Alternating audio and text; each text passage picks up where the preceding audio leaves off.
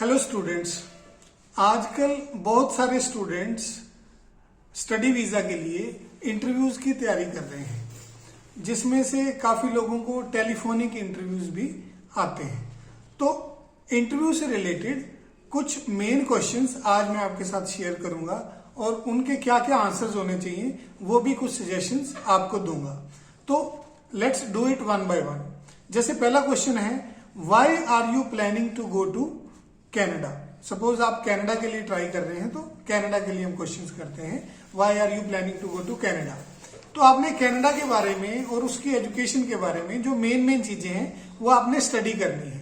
जैसे Canada is a world class country, it is a developed country, there are many good colleges and universities, the education standard is very high. So इस तरह के जो sentences हैं और इस तरह की जो इंफॉर्मेशन है वो आपने इस आंसर में प्रोवाइड करनी है। सेकंड है, जब आप कोर्स चूज करते हैं तो ये क्वेश्चन भी पूछा जा सकता है, is this course related to your previous studies. तो नंबर एक, आप ये एंश्योर करें कि आप जो कोर्स चूज कर रहे हैं वो आपकी स्टडी से रिलेटेड हो।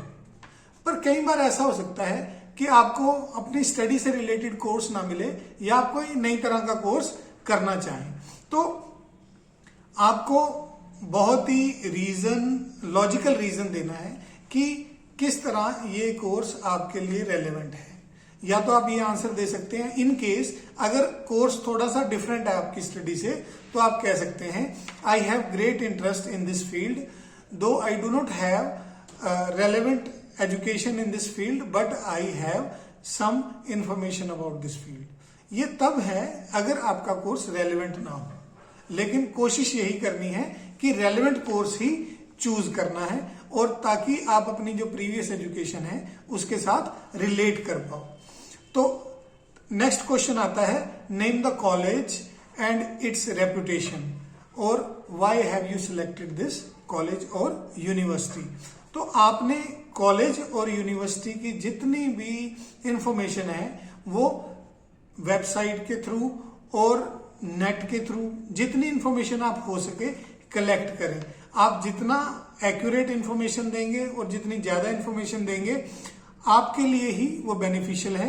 आपका वीजा या एप्लीकेशन को एक्सेप्ट करने के बहुत ज्यादा चांस हो जाएंगे अगर आप पूरी इंफॉर्मेशन स्टडी करके देंगे।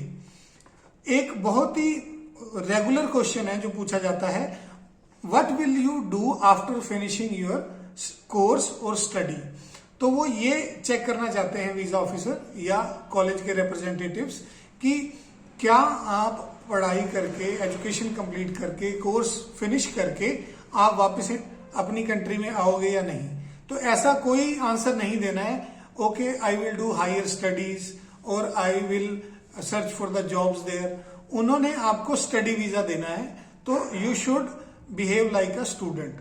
यू शुड शो कि हमने पढ़ाई करनी है, पढ़ाई पूरी करनी है और उसके बाद हमने वापस अपनी कंट्री आ जाना है। तो उस आंसर को कंप्लीट करने के लिए आपके पास आफ्टर कोर्स आपके पास कुछ आंसर्स होने चाहिए कि ये कोर्स करने के बाद हमारी कंट्री में ये चीजें हैं, ये अपॉर्चुनिटीज हैं जिसको मैं यहां आके परस्यू करूंगा और मैं इस तरह की जॉब्स करूंगा।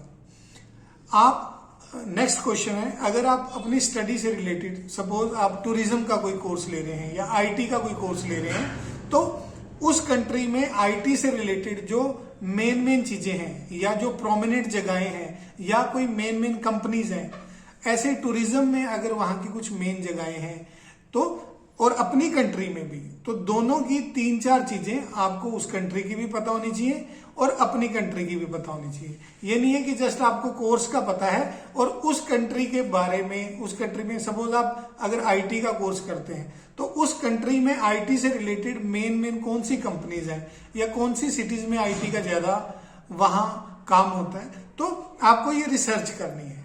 तो you should be confident to give answers कि आपकी कंट्री में आईटी से रिलेटेड चीजें क्या हैं और उस कंट्री में भी आईटी से रिलेटेड चीजें क्या हैं। और एक क्वेश्चन आता है, have you done anything related to this course.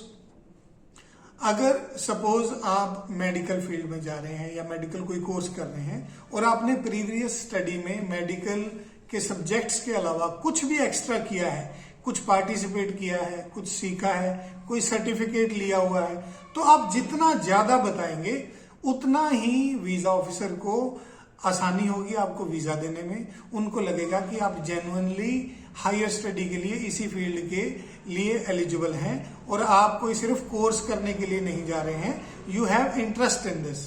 तो जितना आप एक्सप्लेन करेंगे, एक्यूरेट इंफॉर्मेशन देंगे, उतना अच्छा आपके वीजा के लिए होने वाला है। तो you should keep these things in mind. और एंड में एक चीज और मैं बता दूं, अगर मान लीजिए आपका टेलीफोनिक इंटरव्यू आना है, आपको कोई कॉल आ जाती है और किसी जगह पे मान लो शोर ज्यादा है, या आप ऑन द रोड हैं, या आप किसी ऐसी जगह हैं जहां डिस्टर्बेंस है, तो ऑलवेज मेक श्योर कि पहले आप उस चीज को करेक्ट करें। इवन वीजा ऑफिसर्स ये भी पूछते हैं, is this the right time to talk to you?